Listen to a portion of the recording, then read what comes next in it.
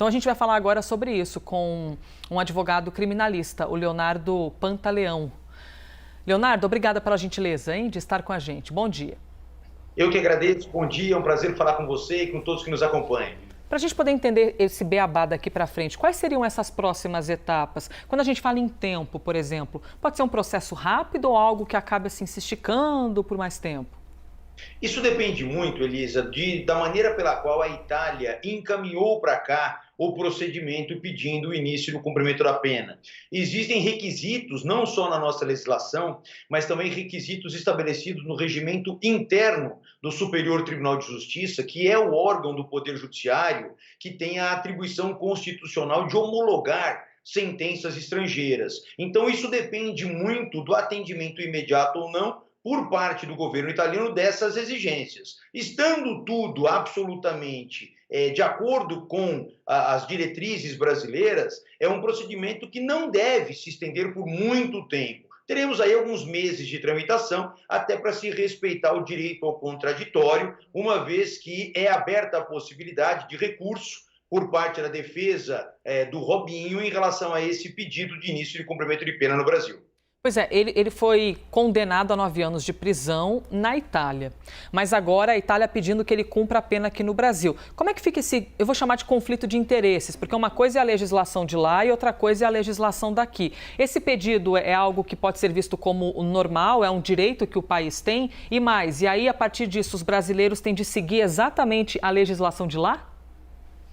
Essa questão é muito interessante. O que nós temos, essa possibilidade de cumprimento da pena do crime praticado lá, aqui no Brasil, se dá por algumas situações. Primeiro, porque nós temos tratados de cooperação internacional entre Brasil e Itália que viabiliza essa perspectiva. Segundo, porque nós temos uma lei no Brasil, a Lei de Imigração, que passou a permitir a execução de pena privativa de liberdade por crime praticado por brasileiro fora do território nacional. Então, essa perspectiva de fato existe, tem amparo legal, e a partir do instante em que ele começa eventualmente a cumprir essa pena aqui, ele vai observar as diretrizes da legislação brasileira no que se refere à execução da pena. Então, por exemplo, progressão de regime, tempo de eventual livramento condicional, circunstâncias de benesses, advindas da lei de execução penal, seguem aqui os padrões da lei nacional e não a lei italiana.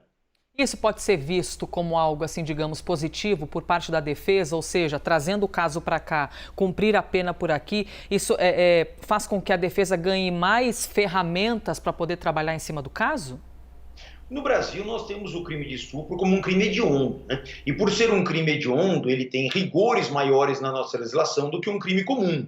Então, mesmo que se tenha a perspectiva de seguir aqui o regramento brasileiro, é inequivocamente um regramento duro, um regramento mais rigoroso no que se refere à prática desse crime pela natureza, pela essência do crime ser um delito de natureza hedionda. Então, embora seja mais vantajoso, entre aspas, a cumprimento da pena aqui sobre alguns aspectos, inclusive proximidade com familiares, estar ali dentro do seu território nacional com as proteções da lei brasileira, você tem outros aspectos, sem dúvida alguma, que acabam sendo prejudiciais, porque a ideia, a visão que se tem a respeito dessa prática do crime de estupro aqui no Brasil é bastante rigorosa.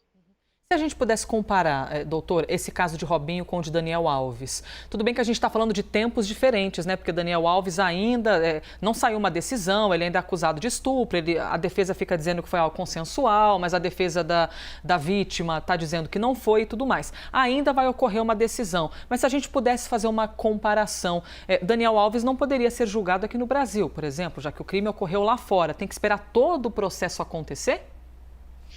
Olha, existiria a possibilidade do Daniel Alves ser julgado aqui no Brasil? Existiria. Nós temos no nosso ordenamento jurídico aquilo que chamamos de extraterritorialidade da lei penal, ou seja, a aplicação da lei penal brasileira a um crime praticado fora do território nacional, desde que preenchidos alguns requisitos também que a lei define. Então, a possibilidade jurídica existe, sim, mas, por outro lado, não se pode sobrepor a soberania brasileira à soberania espanhola, onde, de fato, aconteceu o crime. Então, ele está preso preventivamente lá, é uma situação com como você bem colocou, diferente, porque o Robinho já teve ali o trânsito em julgado, a decisão definitiva da justiça italiana, enquanto o Daniel Alves está no início da apuração, não há ainda a sua formação da culpa, mas em tese, falando em termos de perspectivas, haveria a possibilidade até de um julgamento ocorrer aqui no Brasil em relação ao crime que é imputado a ele.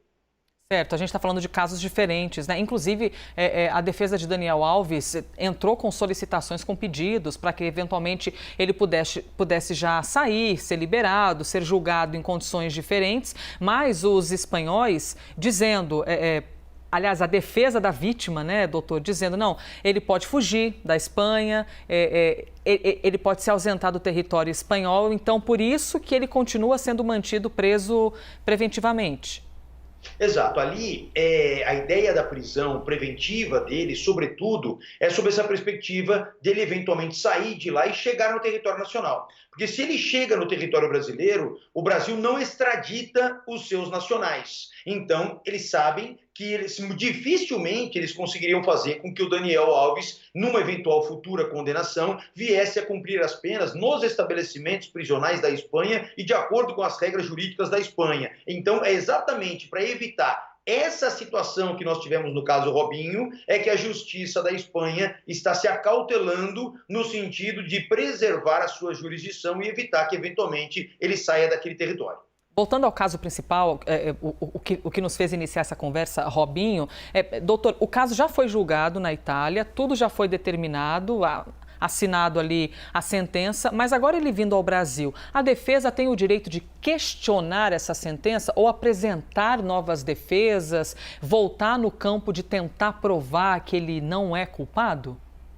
Olha, nós teríamos aí basicamente três possibilidades em relação ao caso do Robinho. Nós teríamos a primeira, que seria o Brasil ignorar por completo a solicitação da Itália. Isso é muito pouco provável que aconteça, até porque, como eu mencionei, existe o Tratado de Cooperação Internacional estabelecido entre as duas nações. A segunda possibilidade é ignorar o procedimento, todo o processo que tramitou lá na Itália e começar do zero esse julgamento do Robinho aqui no Brasil, com base na extraterritorialidade da lei penal brasileira.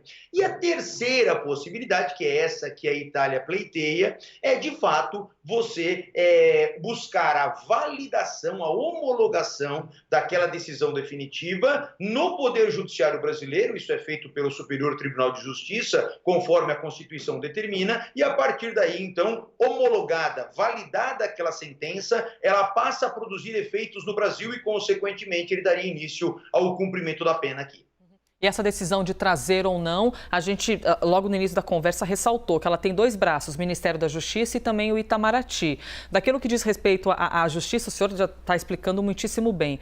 Quando a gente cai em cima do Itamaraty, só a título de reflexão em cima, a gente está falando de um relacionamento entre dois países, né? Então, existem também esses limites, né, doutor, de como assim, se vai receber um processo, vai anular um processo por outro país, você acaba entrando num campo sensível desse relacionamento internacional. Sem dúvida. É por isso até que eu mencionei que essa perspectiva é uma perspectiva possível, porém não provável, né?